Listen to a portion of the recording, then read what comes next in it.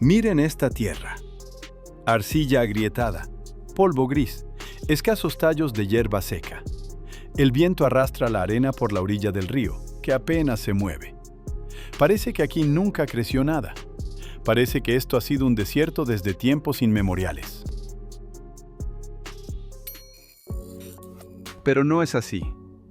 Hace apenas unos 100 años, en este mismo lugar, se erigía un bosque espeso.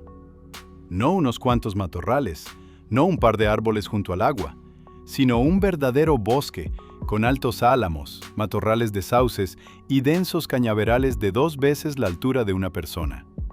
Un bosque donde reinaba la oscuridad al mediodía, porque las copas de los árboles se cerraban sobre la cabeza. Y en este bosque vivían tigres. No en la India, no en Siberia, sino aquí, en Asia Central, entre estepas y dunas de arena. Los tigres cazaban a lo largo de las orillas del Amu Daria y el Sir Daria, se escondían en los matorrales de juncos, cruzaban a nado los canales. Suena como un error en un libro de texto, pero es la verdad. La mayoría de la gente, si se le pregunta sobre la naturaleza de Asia Central, se imaginará lo mismo: una estepa interminable, el desierto de Karakum, camellos, un calor sofocante. Nadie hablará de bosques, nadie recordará a los tigres, porque esa parte de la historia desapareció tan silenciosamente que casi nadie se dio cuenta. Estos bosques se llamaban tugais, una palabra extraña, casi olvidada, pero detrás de ella se esconde todo un mundo que existió durante milenios y fue destruido en menos de un siglo. Un mundo que hoy solo conocen los especialistas y unos pocos ancianos locales que todavía recuerdan cómo eran las orillas de los ríos en su infancia. Esta es la historia de cómo se puede borrar de la faz de la Tierra un enorme sistema vivo sin dejar apenas rastro. No en las selvas del Amazonas, no en África, sino en el corazón mismo de Eurasia, en una región que hoy está en boca de todos. Una historia que casi nadie ha contado. Cuando desaparecieron los tugais, con ellos desaparecieron también los tigres. Esto no es una metáfora ni una exageración. Es una conexión directa que se puede rastrear paso a paso. Y es precisamente esto lo que convierte lo sucedido no solo en una estadística ecológica, sino en una verdadera tragedia con causas y culpables concretos. Para entender cómo desapareció, primero hay que entender qué era exactamente lo que había aquí. ¿Cómo era esta tierra antes de que la transformaran? ¿Cómo era el mundo que perdimos? ¿Y por qué pudo siquiera existir en medio de una de las zonas más áridas del planeta? El Amu Daria y el Sir Daria, los dos grandes ríos de Asia Central, fluyen a través de una de las zonas más secas del planeta. A su alrededor, por cientos de kilómetros, se extienden desiertos y semidesiertos, donde en verano la temperatura supera los 40 grados y casi nunca llueve. Parecería que aquí no hay de dónde surja la vida. Pero los ríos traían agua de las montañas, de los glaciares del Pamir y del sistema montañoso de Tian Shan. Y donde el agua tocaba la tierra, ocurría algo casi imposible. A lo largo de las orillas crecía un bosque espeso. No unos cuantos matorrales, no árboles aislados, sino una verdadera masa forestal, densa y oscura, con sotobosque, sombra y aire húmedo. A este bosque lo llamaban tugai. Los bosques de ribera no se parecían a un bosque común y corriente. Imagínese que va caminando por una estepa achicharrada, donde a su alrededor solo hay arena y polvo. Y de repente, frente a usted, se levanta una pared de verdor. Álamos de 20 metros de altura, sauces que se inclinan hacia el agua y cañaverales que duplican la altura de una persona. Dentro de un bosque así, está oscuro incluso a mediodía, aunque a solo 100 metros de allí comienza el desierto. Un bosque así solo podía existir porque los ríos se desbordaban con regularidad. Cada primavera, las aguas del deshielo se salían de sus cauces e inundaban la llanura por varias semanas. El suelo se saturaba de humedad, las semillas germinaban y las raíces se hundían profundo. Los árboles aprendieron a vivir con este ritmo, dependiendo completamente de él.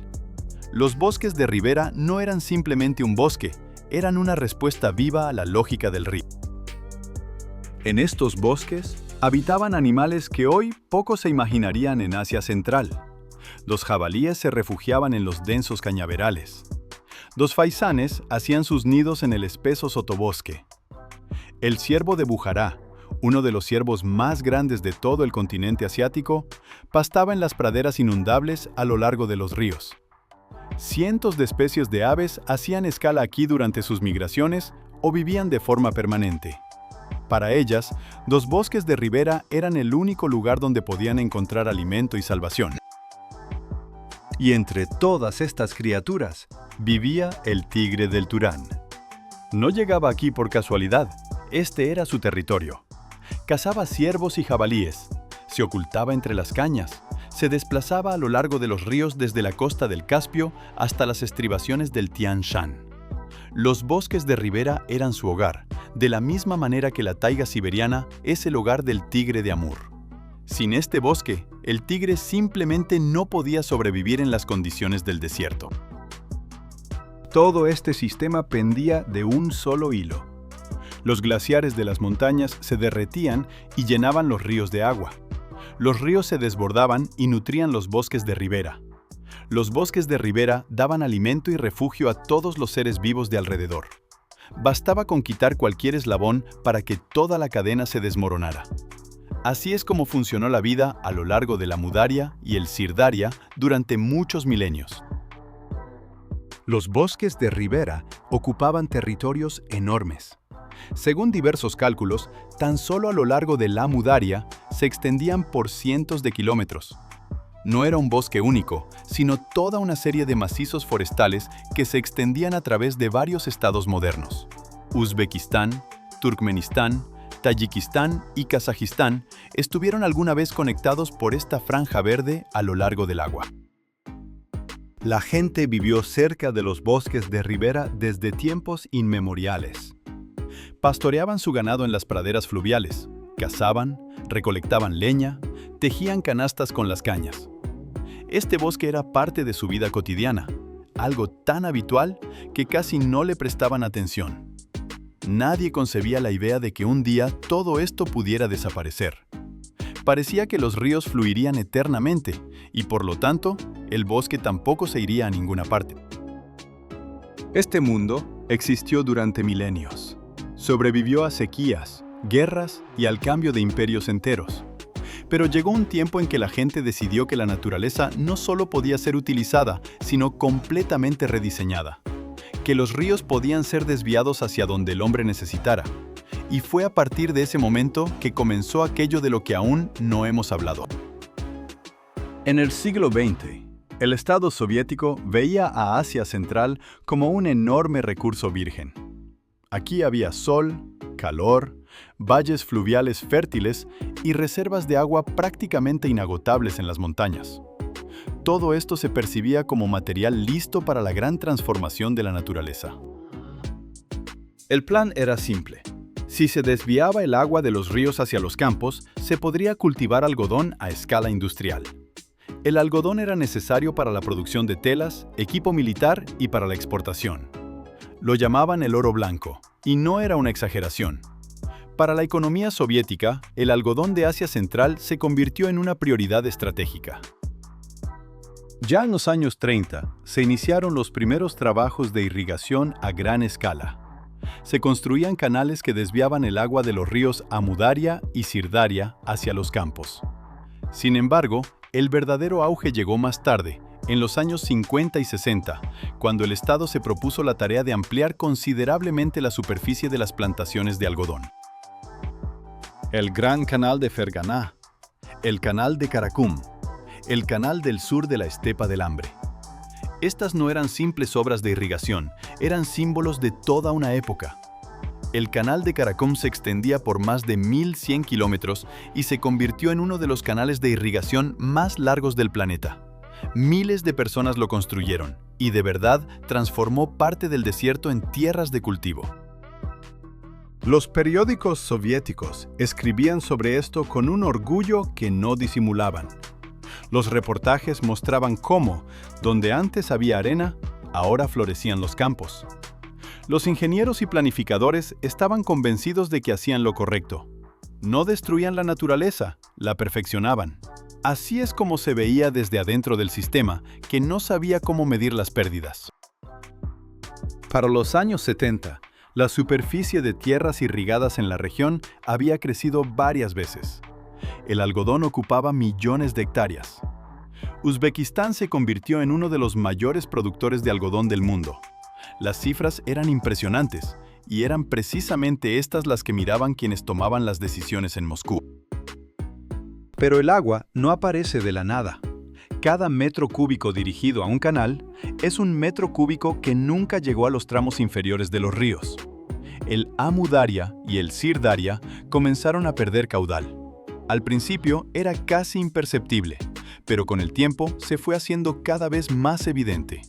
Las crecidas que alimentaban los Tugais se debilitaban, se acortaban y en algunos lugares cesaron por completo.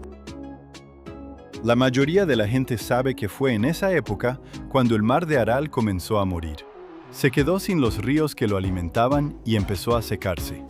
Esta catástrofe fue fotografiada, documentada, y se le han dedicado miles de trabajos científicos. Pero el Aral fue solo su manifestación más visible. A lo largo de las riberas de los ríos, lejos de la atención general, estaba ocurriendo algo más. Los Tugais dependían de las crecidas exactamente igual que el mar de Aral dependía del flujo de agua. Era un sistema único, solo que eran partes diferentes de él. Cuando los ríos perdieron caudal, el bosque comenzó a recibir menos humedad. Los árboles empezaron a secarse desde los bordes, los cañaverales retrocedían y el suelo bajo el dosel del bosque se volvía más seco y duro. Todo esto ocurrió de forma gradual, sin un momento único que pudiera llamarse un punto de quiebre. No hubo un día en que el bosque simplemente desapareció, solo se fue haciendo más pequeño, más ralo, más silencioso. Y mientras se construían nuevos canales y se reportaban cosechas récord, a lo largo de los ríos algo comenzaba a cambiar, en silencio, sin titulares. Los bosques comenzaron a retroceder. Cuando los ríos comenzaron a perder caudal, los Tugais no murieron de golpe, morían por capas. Primero se secaban las áreas más alejadas del agua, aquellas que ya antes recibían menos humedad que las demás. Luego retrocedía el cañaveral. Después comenzaban a caer los álamos viejos, cuyas raíces ya no alcanzaban las aguas subterráneas. El bosque de Tugay está estructurado de tal manera que cada uno de sus estratos se apoya en el anterior. El cañaveral retiene la humedad en la superficie del suelo. Bajo su dosel crecen los árboles jóvenes. Los árboles dan sombra, lo que impide que el suelo se seque por completo. Cuando un estrato desaparece, el siguiente pierde su soporte. El sistema no solo se debilita, se va desarmando por partes. Para los años 60 del siglo XX, la superficie de los bosques de ribera a lo largo del Amu Daria se había reducido más o menos a la mitad en comparación con principios de siglo. Para los 80, de las antiguas masas forestales sobrevivía menos de un tercio. Esto no es una estimación aproximada ni una cifra redondeada. Es lo que documentaron los ecologistas soviéticos cuando por fin se pusieron a hacer los cálculos. Se pusieron a ello tarde.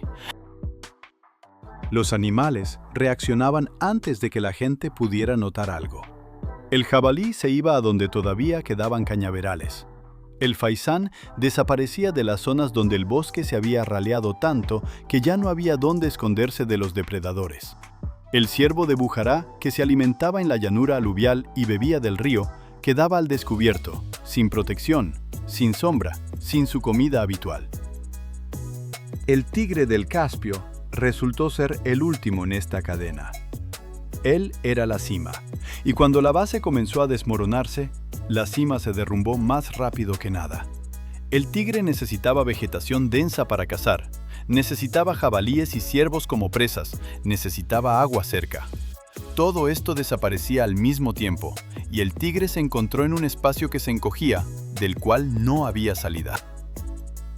Pero también hubo una segunda razón que no se puede ignorar. Al tigre del Caspio lo exterminaron a propósito. No los cazadores furtivos al amparo de la noche, sino brigadas de caza oficiales. En los años soviéticos, el tigre era considerado un depredador peligroso, una amenaza para el ganado y las personas. Lo cazaban de forma planificada, como parte de la colonización de nuevos territorios.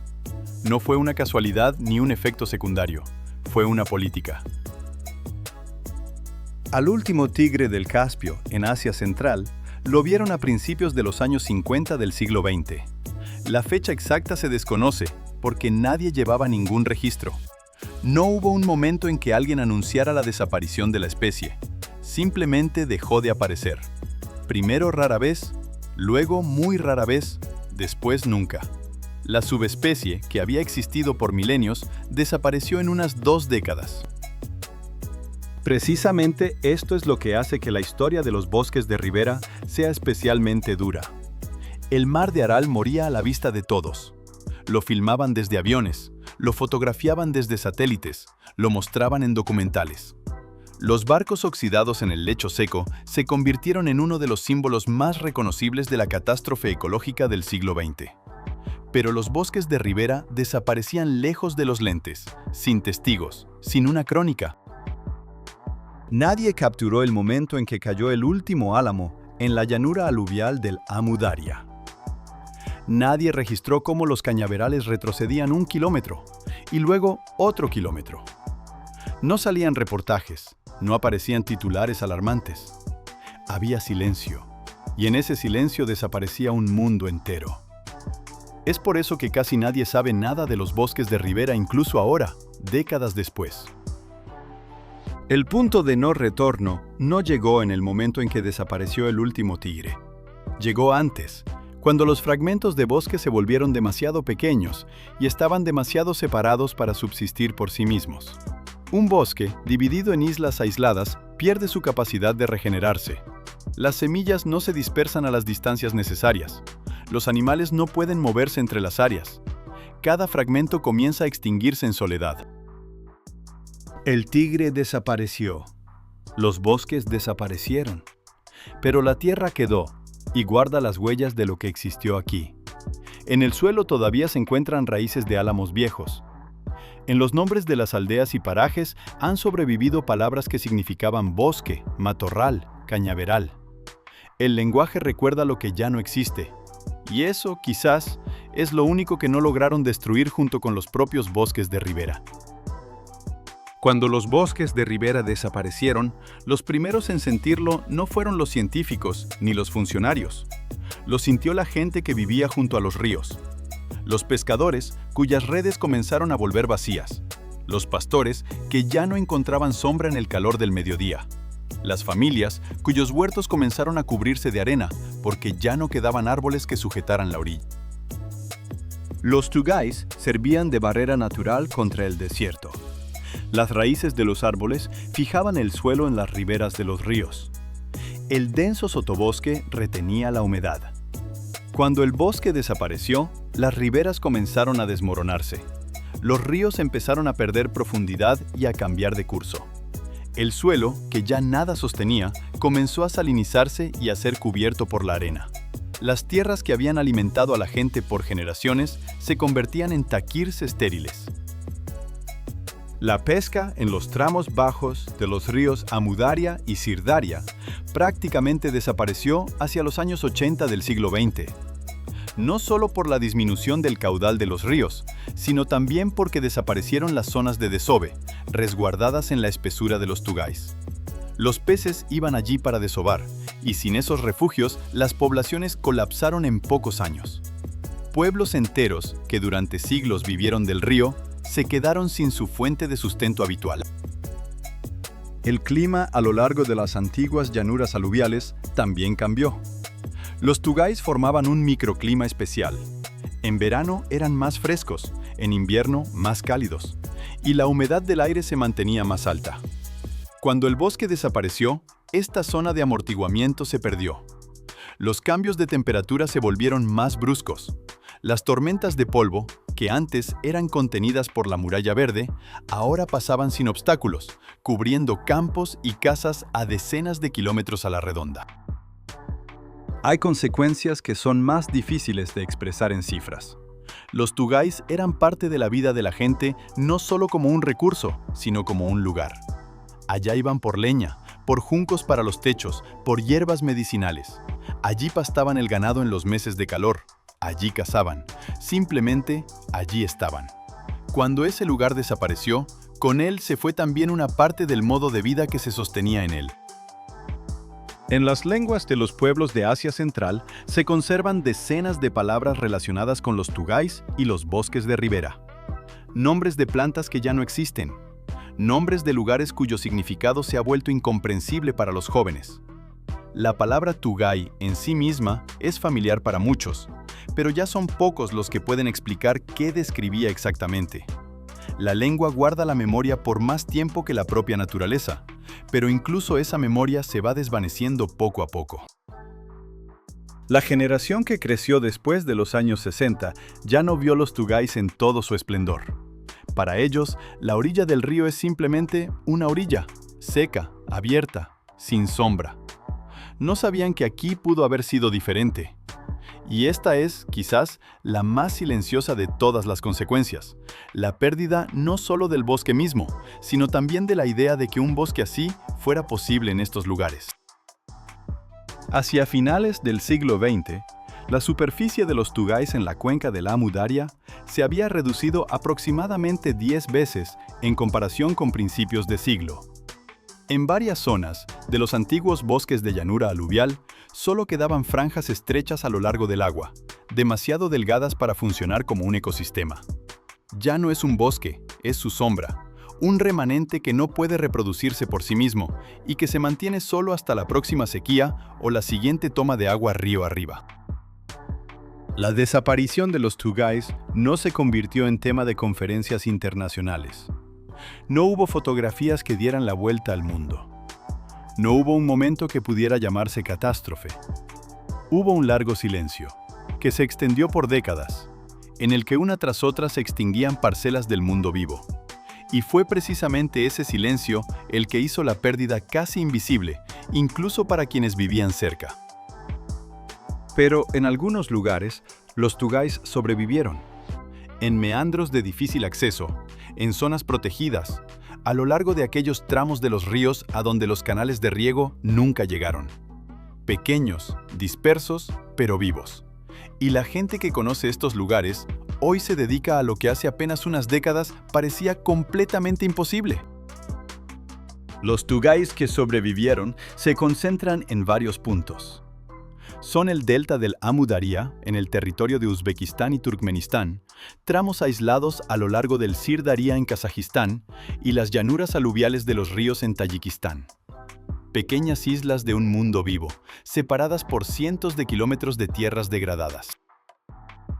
En Uzbekistán, parte de estos territorios está bajo protección dentro de la Reserva Natural Estatal del Amu Daria. Fue fundada en la época soviética y es una de las pocas iniciativas de conservación de aquel tiempo que trajo un beneficio real. Es precisamente aquí donde se han conservado fragmentos de los bosques de tugay, lo suficientemente extensos como para que en ellos puedan habitar animales grandes. El principal símbolo de la recuperación hoy en día es el ciervo de Bujará. A mediados del siglo XX, solo quedaban unos pocos cientos de ejemplares, y la especie estaba al borde de la extinción total. Los programas de cría en cautiverio, con la posterior liberación de los animales en la naturaleza, dieron sus frutos. Hoy en día, en las zonas protegidas de Uzbekistán y Tayikistán, ya viven varios miles de ejemplares. Esto todavía no es una victoria, pero ya es un movimiento en la dirección opuesta. Al mismo tiempo, se está trabajando en la restauración de los propios bosques de tugay. Se plantan álamos de turanga y de hojas de olivo, sauces, tamariscos. Es un proceso lento. Un árbol crece durante años y un estrato forestal completo tarda décadas en formarse. Pero sin este paso, cualquier restauración de la fauna pierde su sentido, porque los animales no solo necesitan agua, necesitan un hábitat. Parte de estos esfuerzos cuenta con el apoyo de organizaciones internacionales, y otra parte se sostiene gracias a iniciativas locales y pequeños equipos de científicos que han trabajado aquí durante años. No son proyectos de alto perfil con grandes presupuestos. Son personas que conocen cada tramo de la orilla, monitorean el nivel del agua y cuentan los ciervos por sus huellas en el lodo. Uno de los principales problemas hoy en día es el agua. Los bosques de Tugay no pueden recuperarse donde los ríos continúan secándose. Y los ríos se secan porque el sistema de irrigación, construido en la época soviética, no ha desaparecido. Los campos siguen necesitando agua, y la cuestión de cuánta agua dejar para los ríos es una cuestión política y no solo ecológica. Entre los países de la región todavía no existe un acuerdo único sobre la distribución del agua. Uzbekistán, Kazajistán, Turkmenistán, Tayikistán y Kirguistán utilizan los mismos ríos, pero hasta ahora no se ha logrado encontrar un equilibrio entre las necesidades de la agricultura y las de la naturaleza. Los bosques de Tugay se convierten en rehenes de negociaciones que se llevan a cabo por razones completamente diferentes. Y sin embargo, algo está cambiando. En los últimos años, en varios puntos del delta del Amu Daria se ha logrado restaurar parcialmente la inundación, es decir, devolver el agua a áreas que se habían secado hace mucho tiempo. El resultado se nota rápidamente. Donde vuelve a aparecer la humedad, en solo unos pocos años comienza a crecer el carrizo joven, regresan las aves, aparecen rastros de jabalíes. El ecosistema recuerda cómo funcionar, solo necesita que le den agua. La historia de los bosques de Tugay es importante no solo como la historia de una región. Es una historia sobre lo que sucede cuando un gran sistema toma decisiones sobre la naturaleza sin entender cómo funciona. Los canales los construyeron ingenieros, el algodón se sembró según un plan, el agua la distribuyeron funcionarios. Ninguno de ellos pensó en los bosques de Tugay, porque los bosques de Tugay no eran parte del plan. Simplemente existían hasta que dejaron de existir. Hoy, cuando se habla de la crisis climática y la pérdida de biodiversidad, los bosques de Tugay de Asia Central siguen siendo un tema casi invisible. No están en los libros de texto, rara vez se escribe sobre ellos en publicaciones populares, no se muestran en documentales sobre la naturaleza. Esta historia sigue disolviéndose en el silencio, al igual que se disolvieron los propios bosques. Pero es precisamente por eso que es importante. No toda pérdida viene acompañada de fotografías y titulares. No toda catástrofe parece una catástrofe. A veces, el mundo simplemente se vuelve un poco más silencioso, un poco más seco, un poco más pobre, y nadie se da cuenta porque no sabía cómo era antes. Los bosques de Tugay desaparecieron exactamente así, y es precisamente por eso que hay que hablar de ellos. En algún lugar en un recodo del Amu Daria, allí, a donde nunca llegaron los canales, se alza un viejo álamo. Puede que tenga 100 años, o tal vez más. Él recuerda cómo era esta orilla alguna vez. Junto a él crecen árboles jóvenes, plantados hace unos años por las manos de gente que decidió que este mundo se podía recuperar. Un ciervo, liberado de un criadero, dejó sus huellas en la tierra húmeda justo al borde del agua. El río todavía fluye. Si esta historia te llegó al corazón, suscríbete al canal y escribe en los comentarios si ya sabías de los Tugays y del tigre del Turán. Es importante guardar estas historias en la memoria, y es importante que la mayor cantidad de gente posible se entere de ellas.